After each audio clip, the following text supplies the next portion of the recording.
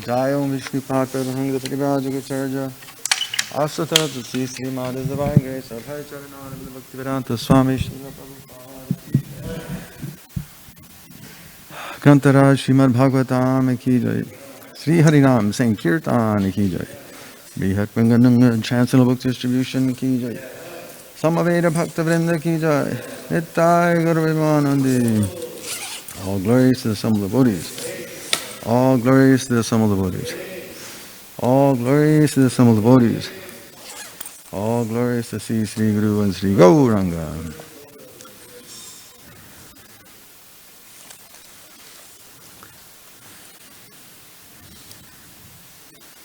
Om Namo Bhagavate Vasudevaya.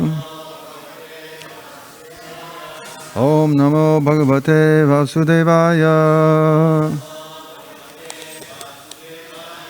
Om Namo Bhagavate Vasudevaya.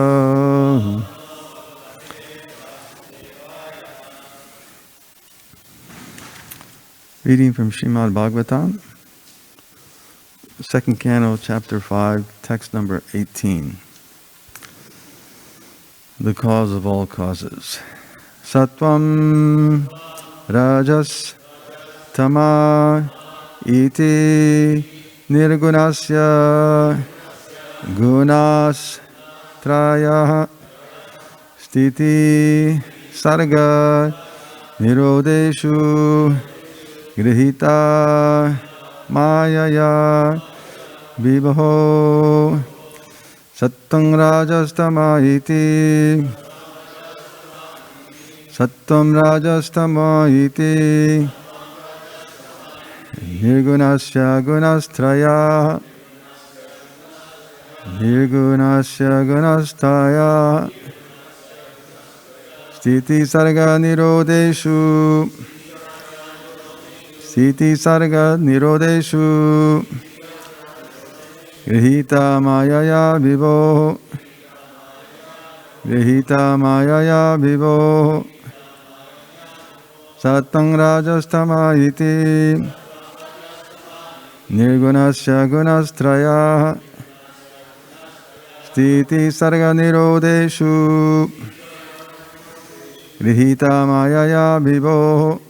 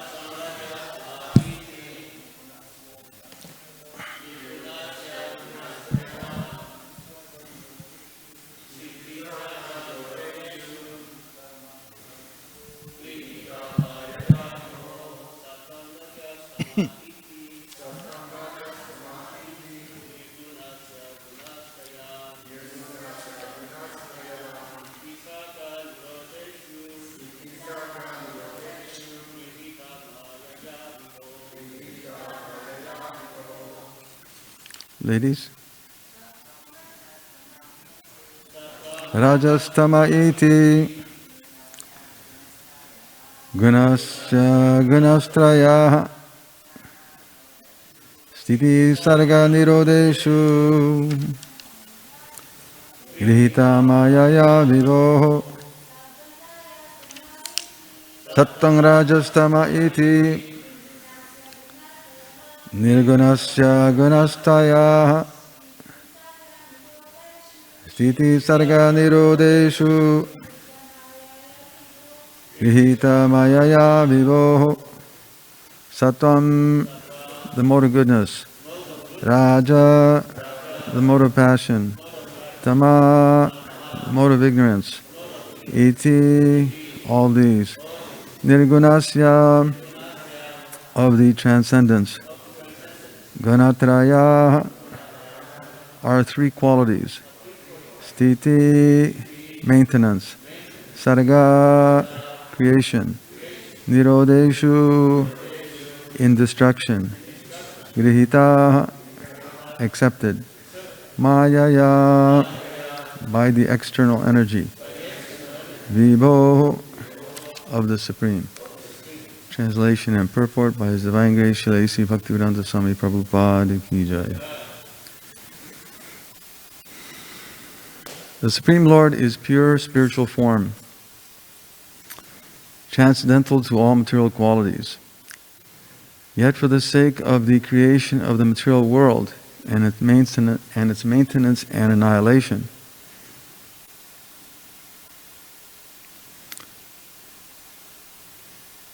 He accepts through His external energy the material modes of nature called goodness, passion, and ignorance. Please repeat. The Supreme Lord is pure spiritual form, transcendental to all material qualities.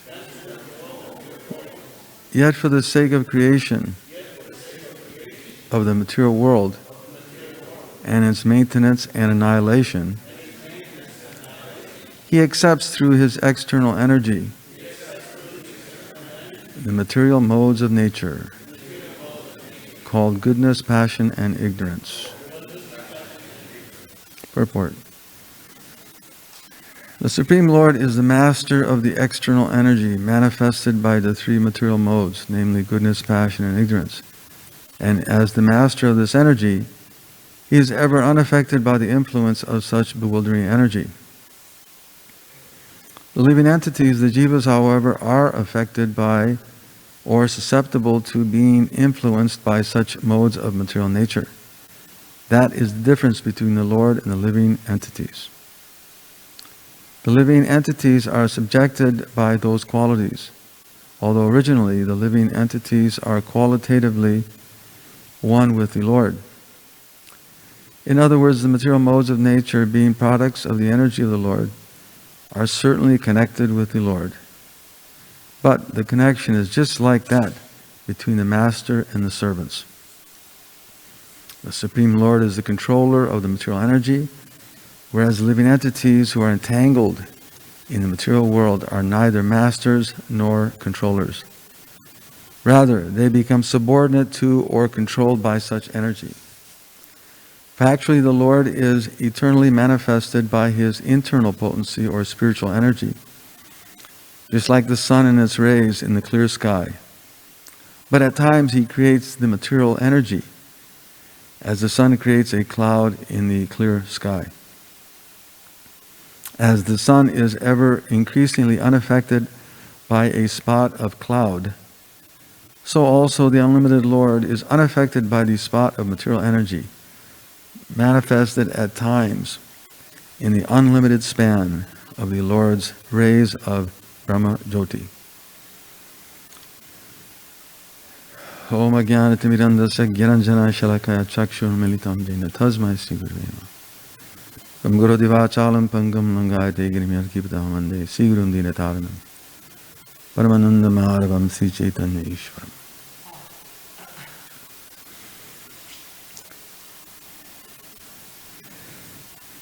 So Srila Prabhupada begins this wonderful commentary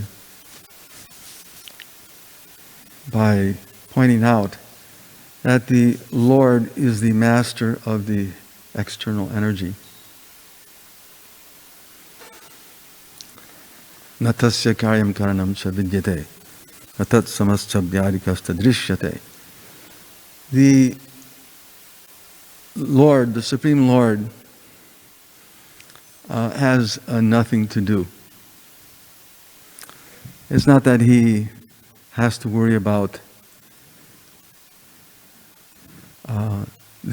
some appointment that He may have, or He has to worry about His meal time, or He has to worry about getting someone dressed like Mataji has to make sure that Abhay is up and ready to come, and he's enthusiastic and he's clean. The Lord doesn't have to deal with these kinds of matters. That's not to say that the Lord is lazy. It's like a person who may be in a very powerful company. He owns so many businesses. It's not that he has to, if you don't see him, that he's some lazy person. That he's off in some beach resort and just sitting around doing nothing. Or he's sleeping all day. No. But by his organization, by his influence, he's arranged everything in such a nice, complete way that it works automatically. It's not that he has to be worried, oh, I got to make a phone call because of what's going on over here. Or I better hurry up and fly over there because something's not happening. Or I haven't gotten a report for this thing and that thing. No. The Lord, Supreme Lord, doesn't have to do such things. But things are working. Parasya Shakti Vibhidhaya Shruyate. The Vedas explain that the Lord has unlimited potencies. Unlimited potencies. There's no limit to what he can do.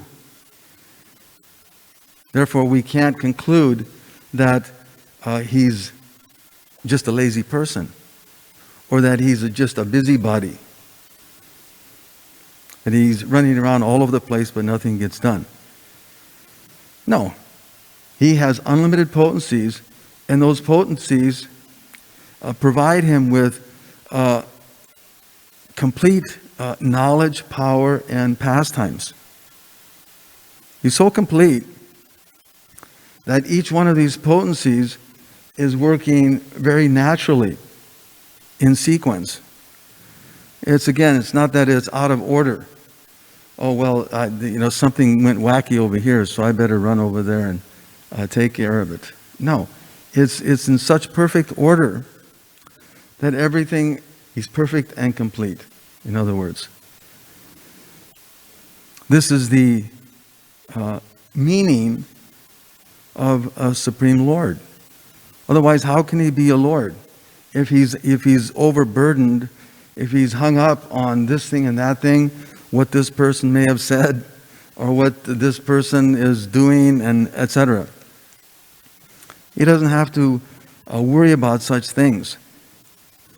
But everything is happening naturally by his potency. And Prabhupada makes this very nice, wonderful point, that Krishna is the master of the external energy. And he's manifested everything within the creation. And yet he's unaffected by that material energy. Again, it establishes the position of the Supreme Lord that he creates anything, or he can, just like an important person, again, they may create some very wonderful thing, but they're not subject to it. Just like, again, a spider, as Prabhupada was making this analogy sometime earlier. He uses the analogy of a spider. The spider, again, it creates this web, but it's not controlled by that web. It can extend it, and it can draw it back in. And all the while, he's unaffected by its sticky nature, or that he'll fall off and hurt himself or go into oblivion. No. He's unaffected by the influence of such bewildering energy, as Prabhupada makes this point. Therefore, Krishna says in Bhagavad Gita, Ajopi san avayatma bhutaram ishvaropi san. Right? Sambhavami atmamaya. This is Krishna's energy. And He's transcendental to it. His existence never deteriorates.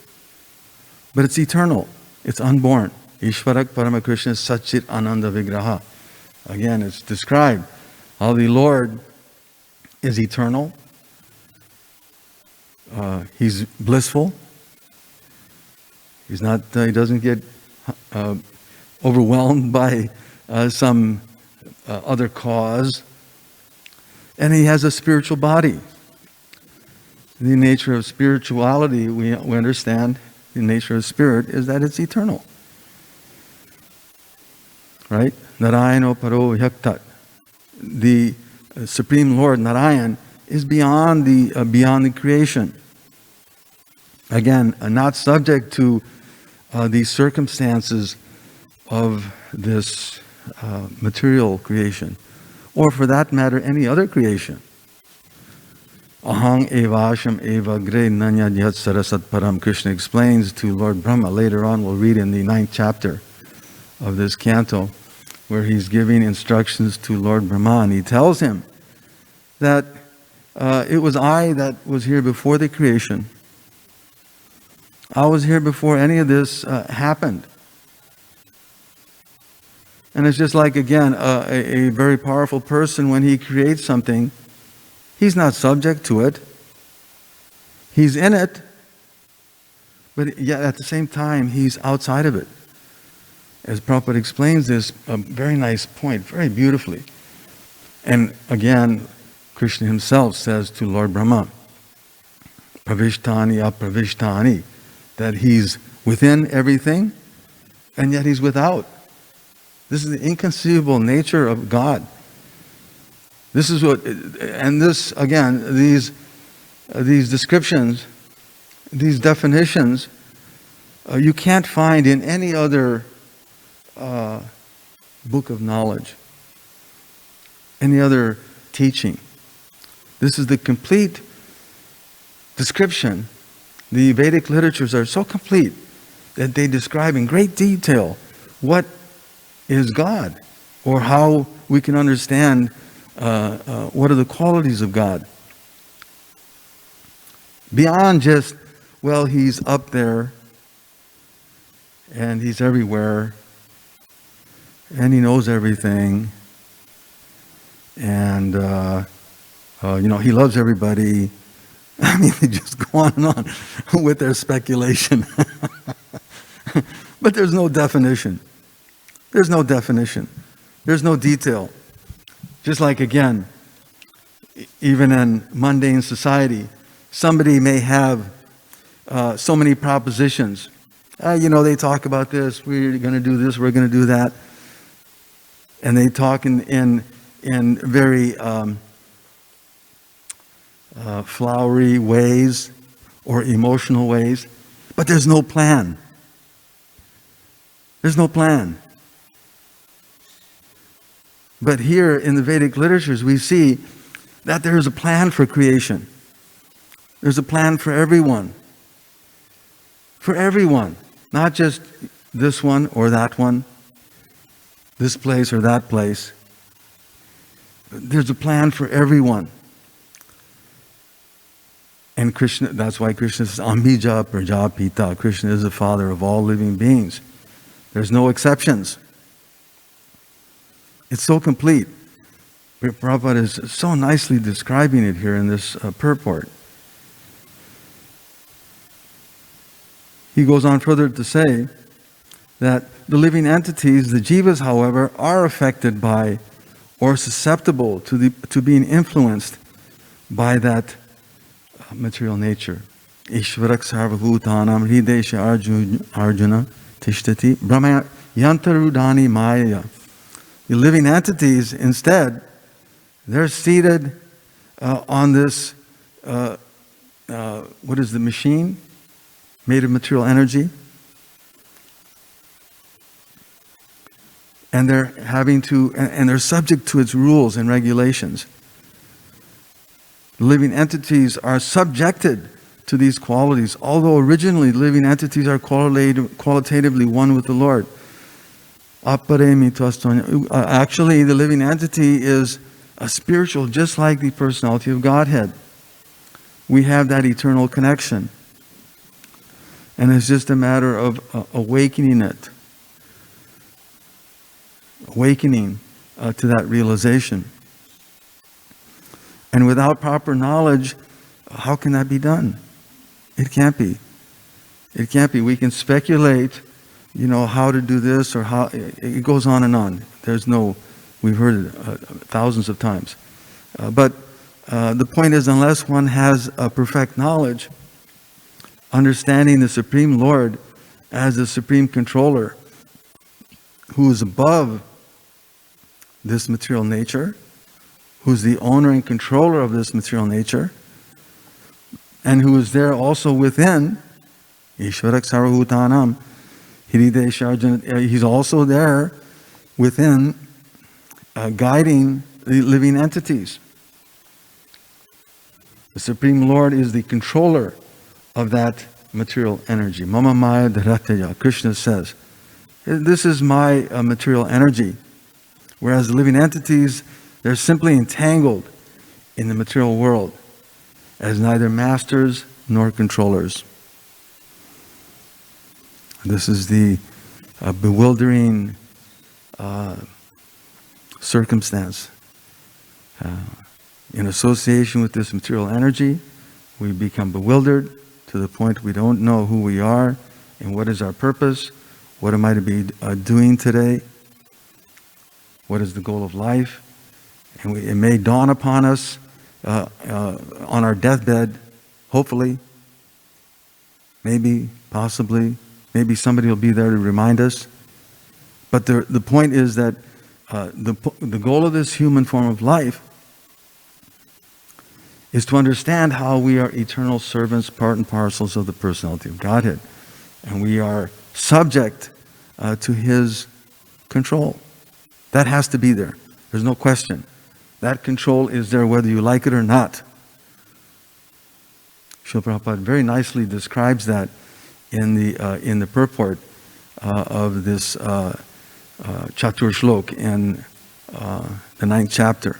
Very nicely describes in the purport how the living entity, by whether you like it or not, you're subject to his control.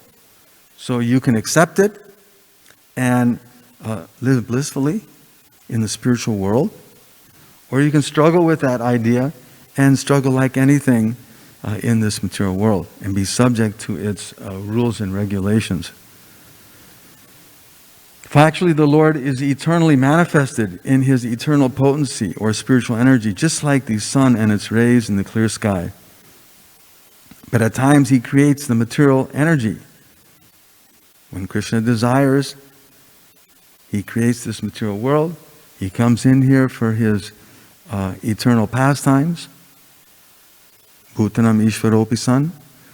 He comes into this material world and enacts various transcendental pastimes. Of course, those are all to attract us.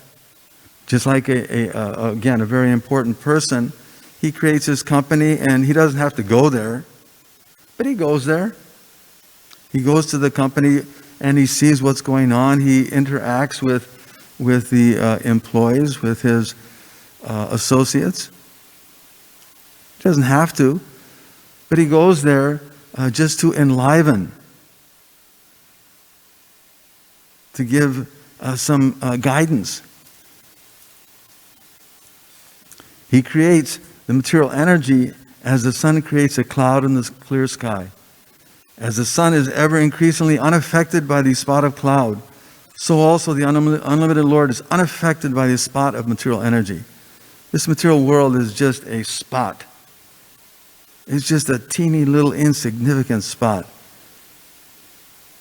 And some or other we've fallen into it. And our purpose now is to get free of that. And that's going to be further explained in the coming verses. So we'll end there. Are there any questions or comments? Jai. Srila Prabhupada ki jai.